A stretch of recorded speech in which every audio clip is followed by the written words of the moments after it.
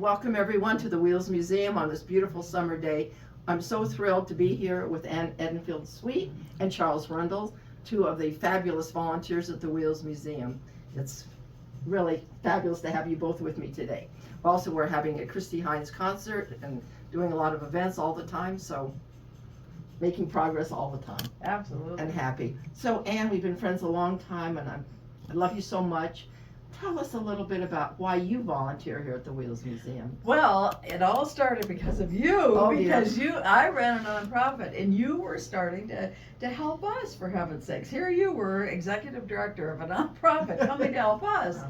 And I said, well, what in the world is this? And you had a meeting down here because of the rail yards and your vision, your incredible vision, to turn this entire acres and acres of land into museums and educational sites, job training sites. And I was running a nonprofit at that time where we could have had job training. And so that's how I first came down here. Well, it was love at first sight for me when I saw you. Your enthusiasm, your ability, your long life of commitment to good causes means everything to me, and you're fabulous here. This is a lady who, she'll cook cookies, she'll sweep the carpeting, she'll talk to the executive. There's nothing this lady doesn't do and can't do in the very, very best way. So thrilled to have you here. And Charles, you're a fabulous friend and we love you so much. And even I called him this morning or early emailed him and I'll be here and helping. So tell us about some of the things that you do at Wheels. Well, the nice thing is, well, first of all, I got dragooned into volunteering, yes, by meeting Leba also. That's the word. But the thing is that first of all, we take all shapes and sizes here. Many of the volunteers are retirees, I'd have to say. Sure. But there's all kinds of tasks that are to be done around here, and we can't be shy about what it is we're going to be doing. The idea is that if we have to do some janitorial work, which is often how I help, then you empty those trash cans and sweep up whatever. The thing is they asked me what my skills were. What skills did I bring to the table? They were just curious to see what I could do that was special. And I told them that I am skill-free. So they were actually happy to hear that, because they said, well, occasionally when someone says they're really good at something, it turns out they're not and they mess it up. So I told them I mess up everything equally. So it's no problem.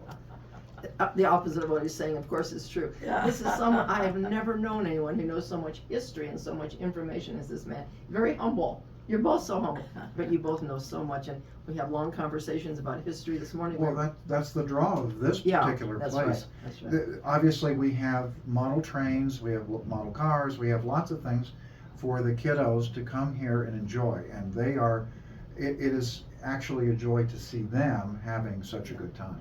Seeing kids that are happy and laughing is antidote to a lot of things, I have to say. But that said, I don't actually know that much about model cars or model trains or cars in general. I don't actually know much about that.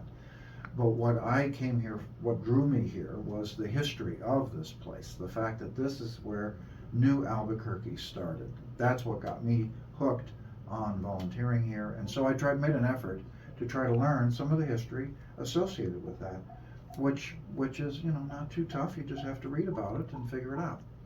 So that was one of the draws that I had for being happy, happy. And he will clean the bathroom and then give you a lecture about history. So yeah, all things to all people. It's fantastic. And you have a special background that I'd like to bring out today. Well, right. Before we go there, sure. For me, why I wanted to volunteer here and why I think it's so important is that the draw that this place has that I didn't even know about. I had lived in Albuquerque, I hate to say it, close to 50 years, and I did not know that this museum existed. And when I found out about it and came down here, I was so impressed with everything that was here, the dedicated volunteers, all of the hours and hours of time that people put in to put exhibits together, and the history. And I did not know either that Albuquerque really became Albuquerque because of the rail yards. Yeah. And so to me that was so interesting. But then the idea of the economic impact that this this building itself has and what this whole property entails. Because right now, 100,000 visitors coming from outside of the state and around the world. And then that study that you've got, that federal study of 1 million people that yes. could come in from all over the world. Think about the economic impact. That's right. So That's for right. me, the history is fine and fun, but the guys that know the cars and the trains and all that stuff, that's not me.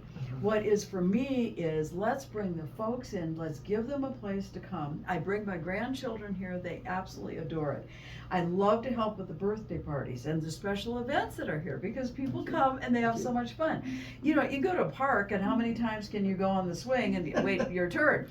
Here, you could go, the kids are everywhere. There is so much to see and so much to do, and it is just a fun, uplifting place with great volunteers. And if you want to volunteer, this is a place to come, because there is a place for everybody. There is a place to just be a greeter. There's a place to sweep the floor. There is a place to learn the history about a particular item or a thing, or just come down and help. Like I come down and help with the birthday parties. I mean, what do? You stand around and you smile, and maybe I'll take a picture for somebody. But there are so many opportunities to give back. And this is a way for us to greet the people that are coming into New Mexico, because so many people come from out of state, and even from other parts of the state, that you're welcome here. We could be the face of Albuquerque. We're not the gas station that you put your card in. We are people, humans that you're talking to. And this is a place that people could come and walk away and say, wow, that was such a great time. And the people in Albuquerque were so nice, and it's really the people here at the Wheels Museum. That's right. So that's really what I love about it. Thank you. We did have a family recently from France, and they're doing a worldwide tour, and they came in an RV, and they said this is the best museum they came to in the whole country. Yeah, and people say that all They the loved it. They time. loved it. And you're so right about the economic.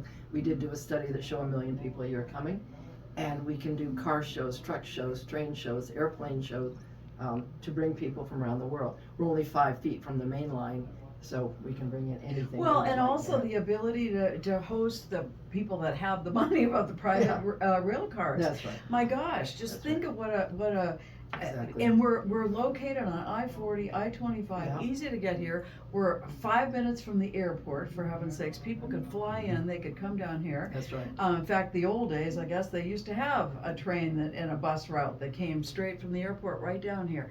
So the opportunity exists for this, not just this building, but all of this property to be developed. And that's my big vision to Yes. help you. Thank you. Let's find the money to develop this property so we could turn it into this world-class museum. We don't want to lose it, and we are one of the few sites in the world that have this opportunity to be able to maximize the real thing and That's turn right. it into a That's real museum and a source of education. That's for exactly folks. right, yeah. Yeah, there's a lot of potential here. That's Yes. right. We're the last one of its kind in America, Yes. site like this on 27 acres. We are putting in track now for the private rail cars, which will do excursions and bring great patronage and economic development. Yes. Yeah. And we've talked about tying in with the rail runner and trying to do different things. We just have to work on some of the Sure. some of the Rail run- logistics, but there That's are right, that's right, possibilities that's for all right. kinds of The things. Rail Runner is a sponsor of Wheels Museum. Yeah, that's so right. We're very, very happy to have that.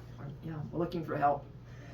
So Ann, tell us, we want to hear about you now. We want to hear about your background, fascinating work that you've done. Well, no, we were talking about the history, and so yes, That's I right. did fly.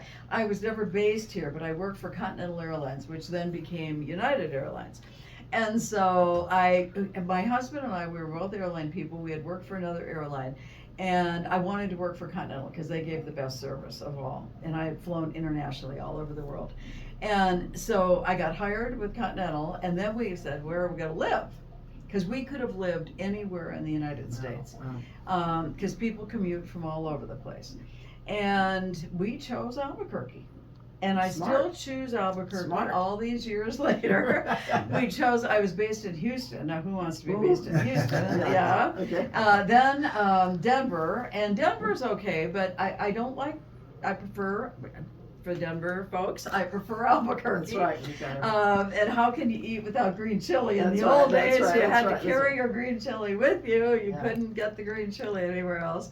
And the weather is just perfect. I mean, year round. I'm a skier, so I was on the Nice. Sandia Peak Ski Patrol, skied all over the state. I had been on the ski team for Continental Airlines and skied, at all the big Wow. places representing the airline. But New Mexico has the best skiing too, and you don't have the lift lines. And so for me, it was just the place to commute out of. Good. And flying in the old days was so much fun. We had real food. For those of you Yes. who are listening, we really had food. We had real steak, and we would really do it medium Yes. rare if somebody Wow. wanted. Wow. We had ice cream sundaes, and we had toppings, and we had sandwich carts.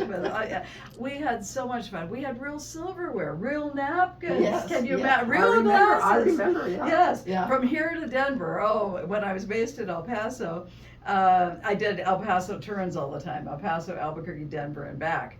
And we had hot meals, cocktail service, coffee service, the full works between here and Denver, every single Wow. leg. Wow. Yeah.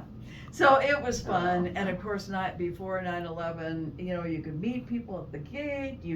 I could bring the families on, see where your Sure. little one is sitting in the seat if they're unaccompanied. Go see, oh my gosh, my husband was a captain. We used to put people in the captain's seat Oh, wow. when people were Wow. flying. In those days, it didn't matter, and no one's going to touch a gauge. So go in the cockpit and get a picture taken. And, Wow. oh, we had so much fun. Those were the Wonderful heyday days. of flying. Wonderful Yeah, days. Yeah. What happened? 9/11? Yeah, 9/11. Yeah. You know, my husband took the bodies out at 9/11. He was at 9. If you know that he was at 9/11. No. Yeah. That was the changing of the world. That it that's for changed the sure. world. Yeah, It really did. Yeah. Yeah. We'll also mention the smoking back in those days. Oh Yeah, talk about the smoking. Well, for those of you that don't know this, they used to allow smoking and also cigars. And of course, they had a little sign. This is the smoking section, on the next seat up, it's non-smoking. Yeah, right.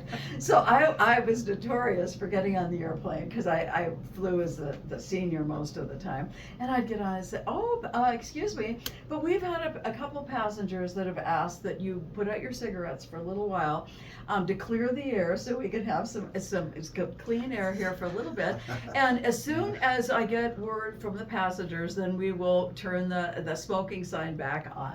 When did that Well- stop? When did smoking? Oh, gee, I don't know. I wasn't flying at that time. It took a long time. Yeah. But, I never turned the smoking sign back on. Oh my gosh, because it Oh. just covered, I mean, Terrible. I reeked. I Oh, had no, to get see. it, Yeah. take your clothes, you had to wash your clothes, you had to take a shower that night to get the smoke out of your Oh, hair. terrible. It was just, it was really awful. Well, I remember as a passenger, I was seated the way you were talking about. I was Yeah. sitting in the last non-smoking row, which was right ahead of the smoking section. And somehow the smoke didn't seem to realize that Yeah, there was a it's supposed to barrier there that stop. it's not supposed to drift over to the non-smoking section.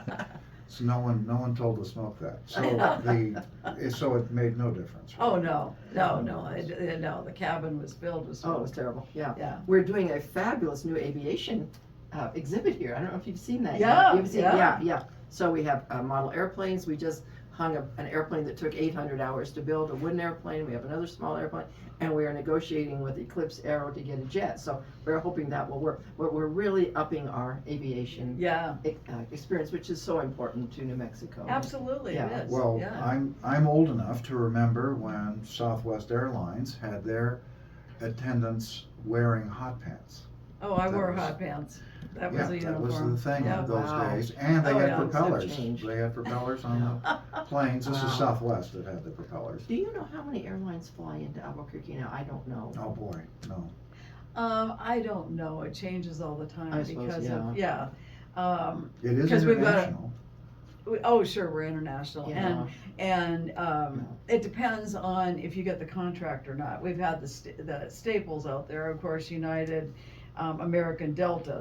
They've always been there, and then depending on some of the regional airlines and some of the lower cost Well, airlines, it's Spirit right now that's flying. Yeah, well, Yeah. some of those airlines fly internationally, but we also have Mexicana Airlines comes up here, and So we do have flights from Mexico that land here. Mhm. Well, my husband, when he flew for Air Jamaica, there was a Wow, flight in. Jamaica. Oh yeah, we lived in Jamaica for 8 years, and so he had an Air Jamaica flight in here, and so in those days again, you could walk out on the tarmac. Yeah, so I yeah. walked Oh, out yeah. and I greeted them, you know, taking pictures, and here was this Air Jamaica flight Wow. out Wow. on the tarmac. Gee. Yeah, that was a few years ago. Yeah. But yeah, a lot of changes taken place, and what we want to do is we want to capture, and Wheels and this all this land here has the ability to do that, to capture the history, to keep it, so we don't lose it, because if we don't save this, our children and grandchildren and the generations to come will not know how That's America developed and grew, That's exactly right. and all the lives that it took and the sacrifice that it took to have us live in the world that we live in That's today. very Well, well, I can beautifully tell you, put, yeah. beautifully put in. I can tell you that the fact that we have things here physically can have an impact on someone's impression about something. You can only read so much about the history, but the fact that you're seeing an artifact or you see a blurb about something, you can learn things being there physically that you simply won't learn in a book. I want to be sure to welcome everyone to New Mexico Railroad Days, which is coming up September 28th and 29th. So Wheels Museum will be open 9 till 2, or when there's, or later if people want to stay later. The 2926 steam locomotive will be here. Wheels will be open. A lot of fun, exciting things to do on those 2 days. So please come down to the rail yards for New Mexico Railroad Days, September 28th and 29th. It's been a great joy to have both of you here. I'm so lucky to have you, and I love you both so much, and I thank you both so much, Anne and Charles, for being with us. And if Thank you can you. hear in the background, I don't know if you can hear, but the music is starting for the Yeah, that's concert. right. We do a lot of concerts here, so if you want to be on our mailing list, just call me and give me your email. We'll put you on the mailing list for all the events that go on here. And we're open Monday through Thursday morning 9 to 12, Saturdays and Sundays 10 to 2. Please come and see us.